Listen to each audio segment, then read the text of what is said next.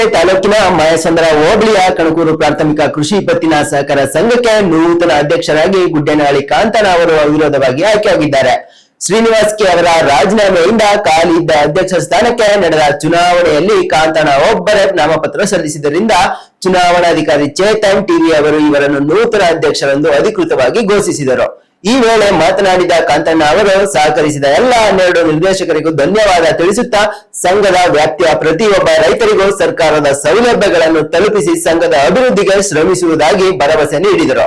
ಆಯ್ಕೆ ಪ್ರಕಟವಾಗುತ್ತಿದ್ದಂತೆ ಬೆಂಬಲಿಗರು ಪಟಾಕಿ ಸಿಡಿಸಿ ಸಿಹಿ ಹಂಚಿ ಸಂಭ್ರಮಿಸಿದರೆ ಡಿಸಿಸಿ ಬ್ಯಾಂಕ್ ನಿರ್ದೇಶಕರಾದ ಸಿದ್ದಲಿಂಗಪ್ಪ, ಉಪಾಧ್ಯಕ್ಷ ಅಂದಾನಿಗೌಡ ಸೇರಿದಂತೆ ಹಲವು ಜನಪ್ರತಿನಿಧಿಗಳು, ಆಡಳಿತ ಮಂಡಳಿ ಸದಸ್ಯರು ನೂತನ ಅಧ್ಯಕ್ಷರಿಗೆ ಶುಭ ಹಾರೈಸಿದರು.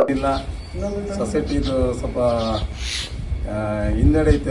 ಈಗೆಲ್ಲ ನಮ್ಮ ಮಾಜಿ ಅಧ್ಯಕ್ಷರು ಸೀನಣ್ಣವರು ಅಧ್ಯಕ್ಷತೆಯಿಂದ ಎಲ್ಲವನ್ನು ಉಸ್ಲು ಮಾಡಿದ್ದೀವಿ. ಒಂದು 50%, ಇನ್ನೊಂದು 50% ಉಸ್ಲು ಮಾಡಿದ ಇದು ಮಾಡಬೇಕಾಗಿರೋದೈತೆ.